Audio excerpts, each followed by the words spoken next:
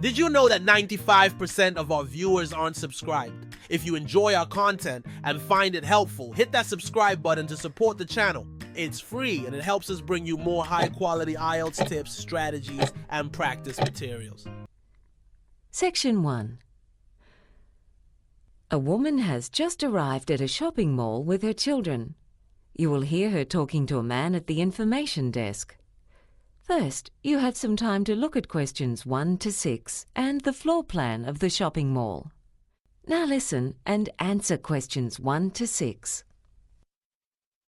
Good morning. Can I help you? Yes, I've never been here before and I've just got a few questions about where a few places are here. Fine. Here's a floor plan of the mall. You can take that with you. But if you have any questions, I'd be very happy to help. Well, I'm afraid I always find these floor plans a bit confusing. So could you just show me exactly where we are on this? No problem. Here we are at the information desk, right in the middle, next to the escalators. The man says they are at the information desk and that it is in the middle, next to the escalator. Therefore, C has been written next to the example on the question paper. Now continue with questions 1 to 6. Right. Now, I heard there's a children's play centre where you can leave your children while you do the shopping. That's right. You can see it on the floor plan. It's in the corner, to the left of the supermarket. There are plenty of toys for them to play with there. Also, there's fresh fruit to eat, and they can have fun with the other children. Sounds good, doesn't it, kids? I was thinking I might take them to have their hair cut first. Is that the hairdresser between the furniture shop and the children's clothes shop? Yes, it is. They do children's haircuts as well. Oh, lovely. Now, my little boy's going to a friend's birthday party next week and we wanted to buy a present. Do you know if there are any stores that might have things a 7-year-old boy would like? Oh, yes. There's a toy store right next to the shoe shop. They've got a good range of toys. I'm sure you'll find something for a child of that age. I often buy things there myself. The prices are quite reasonable. Oh, that's good to hear. Oh, and also, are there any toilets on this floor? Yes, they're in a bit of a hidden corner. You just go past the bookstore. You can see they sell newspapers there too, and down the corridor. Oh, yes, I see. I'd better take them there before we go to the hairdresser. What else do I need to do? Oh, yeah, I've got to buy some credit from a mobile phone. Can I do that at the phone kiosk over there near those benches? Yes, you can. You can also do it at the supermarket if you want. Right. Now, we've just come up from the car park, but we took the escalator. I might have a lot of things to carry later on, so I was wondering if there's an elevator. Yes, it's next to the computer store, near the top of the stairs. Oh, yes, I can see it now. Before you hear the rest of the conversation, you have some time to look at questions 7 to 10. Now listen and answer questions 7 to 10. Oh, when I parked the car, I couldn't see how much you have to pay for parking. It's free for the first 2 hours, but after that it's $3 an hour. Oh, well, I think with all the things we have to do, we might be here for more than 2 hours. So if you park there for 3 hours altogether, you have to pay $3. And if it's 4 hours, you pay $6 and so on. Yes, that's right. Uh-huh. How about the children's play centre? Is there any charge for leaving your children there? Oh, no, that's a free service of the shopping mall. However, there's a policy that the children have to be at least 18 months old. Oh, my youngest is just 10 months old, but I'd rather keep her with me anyway. Also, we might need to get something to eat later. Is there any place to buy lunch? Oh, yes. You can get all kinds of things at the food court, from snacks to fast food to healthy meals. There's a really good range. It's 2 floors up on level 5. It's best to take the elevator. Do you know if they have pizza? Both my kids really love pizza. Yes, they do. Oh, did you know you can watch a movie here, too? Yes, I've heard there's a cinema on the top floor. There might be something on that my kids would be interested in. Yeah, there are a couple of children's films on at the moment. Well, thank you very much. You've been a great help. My pleasure. That is the end of section 1. You now have half a minute to check your answers.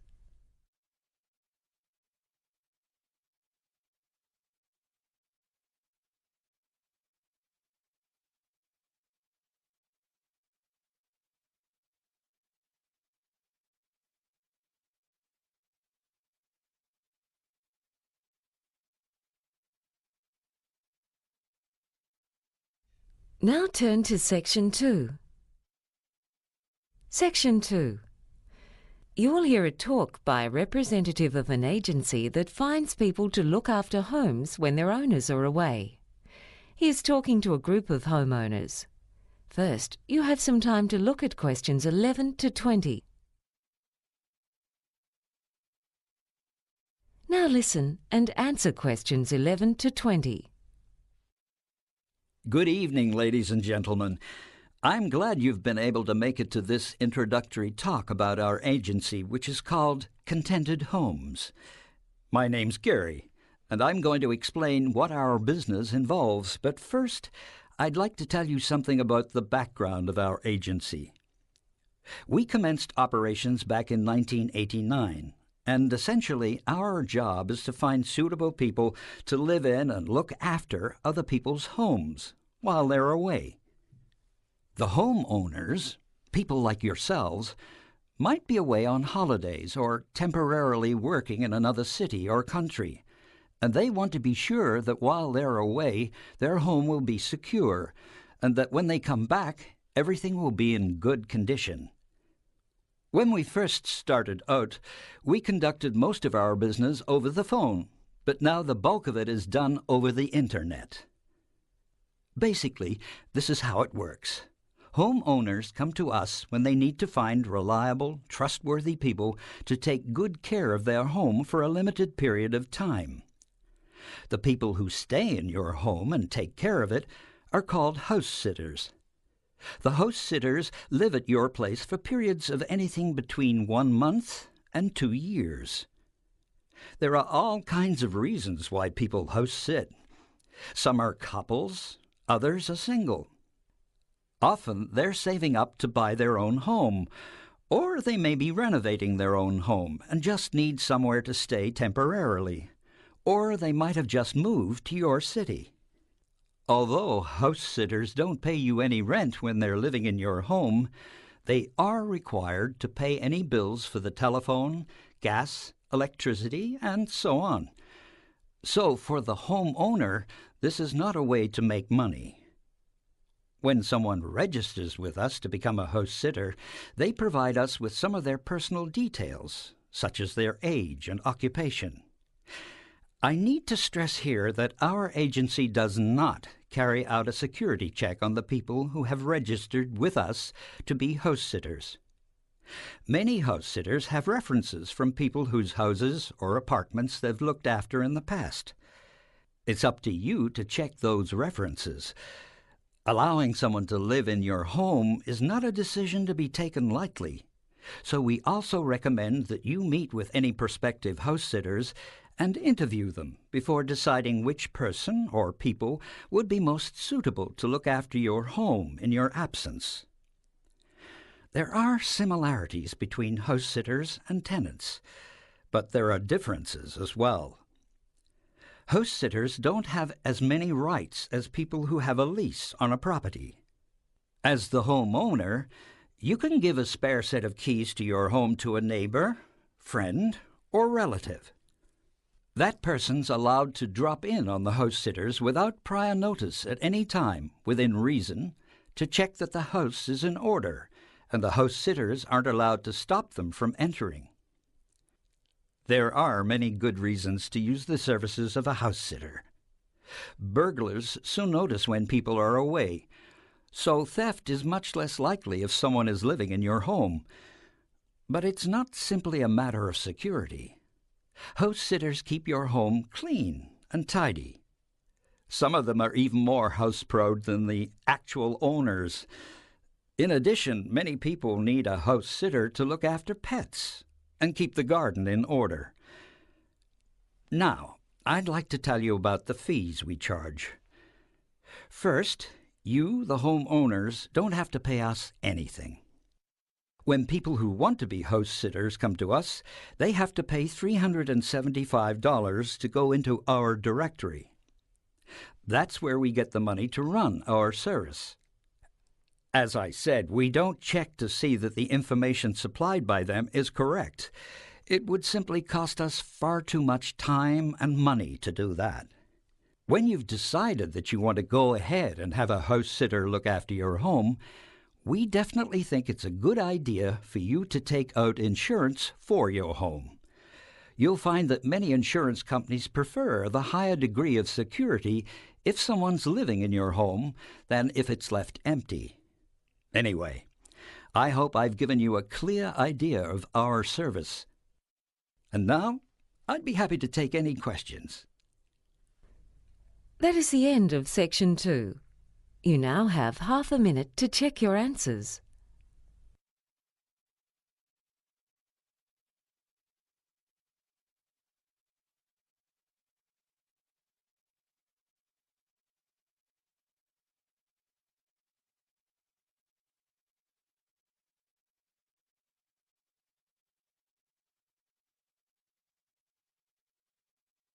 Now turn to Section 3.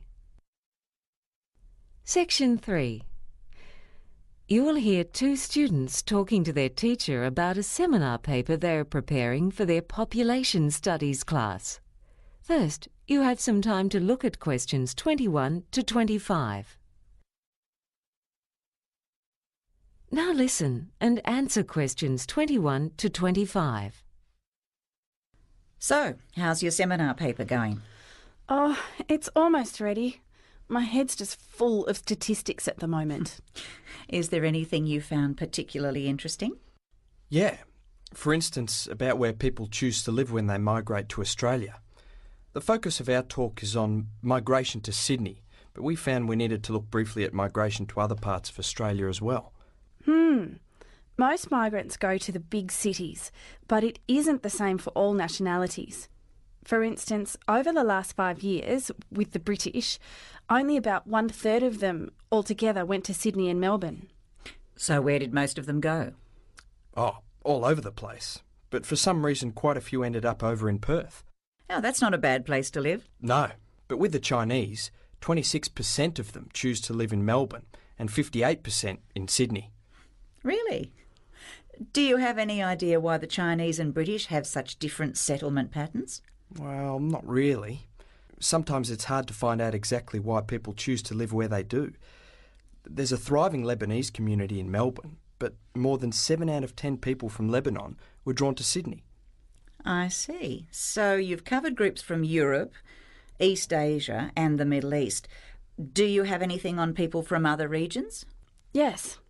When we went through data from the Department of Immigration and the Bureau of Statistics, we found that in the case of the Malaysians, for some reason only a minority chose Sydney and Melbourne, but I don't know exactly where most of them ended up. I think quite a few of them were attracted to Queensland because of the climate. Yeah, it must be hard for people coming from a tropical region to get used to colder winters. What about the New Zealanders? Well, they don't need a visa for Australia, so they're counted separately from all other nationalities. But the vast bulk of them have ended up in Sydney. You'd think that Melbourne would be more to their liking because its climate's more like what they're used to, and the distance from New Zealand to Melbourne is about the same. Before you hear the rest of the conversation, you have some time to look at questions 26 to 30. Now listen and answer questions 26 to 30. You also looked into why people choose the places they do, didn't you? Yes. Well, people often go where the work is. I mean, it's no use finding a nice place to live if you're going to be unemployed. But there's a more decisive factor, and that is that people generally like to live near their friends and relatives, and with people from their own country. so they won't be so isolated. And they do that despite the higher housing prices in the larger cities. Yeah, rents are getting ridiculous. But hasn't Sydney always attracted people? I mean, even people born elsewhere in Australia. Well, historically that was the case, but even though Sydney's grown a lot recently, there's been hardly any increase in the number of Australian-born people living in Sydney. Why is that? I mean, I can understand why people would be leaving. A lot of people feel Sydney's getting too crowded and hectic. But that can't be the reason, because they often end up in places such as southeast Queensland, where the infrastructure simply isn't coping with the rapid population growth and faster pace of life. The research shows that the ones leaving Sydney are particularly middle-aged and elderly people who own the place they live in. By selling their Sydney home when they retire and buying and living in a cheaper one elsewhere, they then have more funds left over. It must be difficult making that shift at their age. I think moving or migrating's hard for anyone. Quite right. But what effect is migration having? Well, there are all kinds of effects. But sociologists talk about a growing gap between Sydney and Melbourne on the one hand and the rest of the country on the other. You see, the most recent data shows that 60% of the overseas arrivals went to those two cities, even though Sydney and Melbourne combined have got just 40% of the country's population. But you've got to remember that Australia is one of the most urbanised countries in the world. A good 50% of the population live in the state capitals, not including the urban fringes. Is anything being done to promote growth in other regions? Well, the government's got several proposals. We need more people in rural areas, but no one's suggesting that we encourage farmers to migrate to Australia because agriculture is very capital intensive in this country. But the government's thinking about having lower tax rates on private firms that employ newly arrived migrants in towns outside Sydney and Melbourne. Of course, these days the government doesn't want to actually provide jobs for them, but they are willing to favour employers who employ them. Do you think that'd work? I don't know.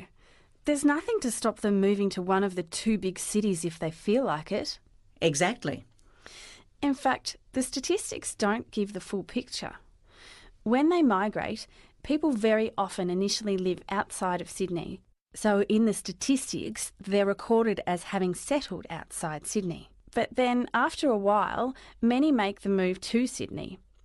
So the real picture's even more out of balance than what the statistics say. Statistics really can be a slippery thing sometimes, can't they? That's for sure. That is the end of section 3. You now have half a minute to check your answers.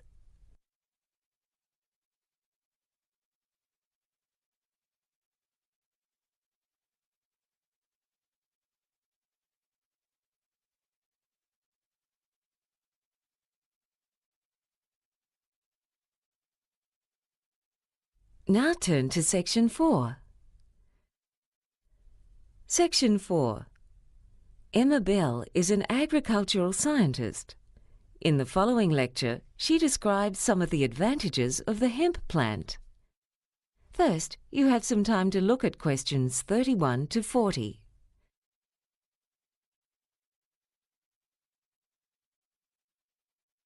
Now listen and answer questions 31 to 40. When we think of progress, we tend to look to the future. However, the past can also provide inspiration. Today, I'd like to outline some of the many ways in which the hemp plant, a plant that was used very widely until the early 20th century, can benefit both humans and the environment. You may remember that when the use of computers became more widespread, there was much talk of the paperless office. Yet now far more paper is being used than ever before. Most of that paper is made from wood, but it can also be made from hemp. Hemp is a fast-growing annual plant that can be harvested within 4 months of germination, whereas a tree takes 20 years. This means that a hectare of hemp can produce 80 times as much paper as a hectare of trees. In fact, hemp was the main source for paper production until the 20th century, and the paper it makes is of superior quality to that made from wood. Many of the rivers in the vicinity of today's paper mills suffer the effects of pollution from bleach and other chemicals used in the manufacture of paper from wood. In contrast, paper made from hemp does not require bleach. So much clothing these days is made from cotton, yet fabric has been made from hemp for over 7,000 years. The trouble with cotton crops is that they take a heavy toll on the environment and are often dependent on irrigation. Hemp can grow using far less water and does not need as much fertilizer or pesticides. In fact, hemp crops even have a natural resistance to pests. Clothes made from the tough fibre of hemp also last longer than those made from cotton, which is not something that will make clothing manufacturers very happy.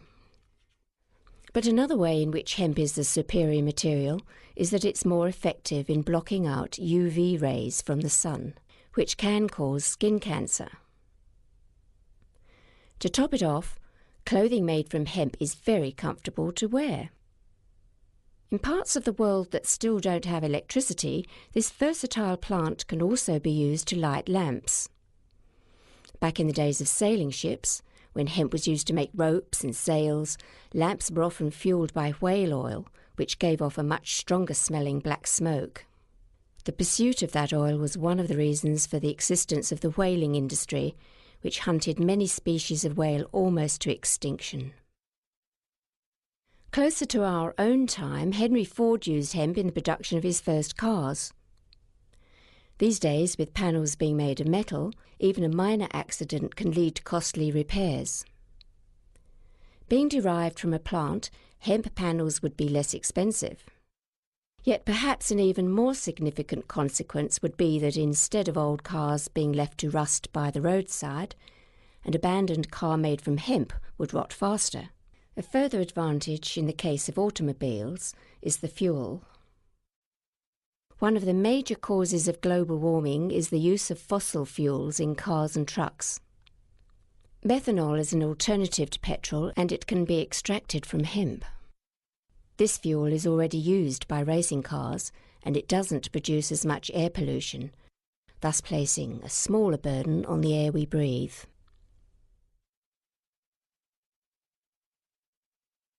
Hemp is also a source for a variety of foods. The oil that's obtained from the plant can be used to make cooking oil, butter, cheese, and even ice cream.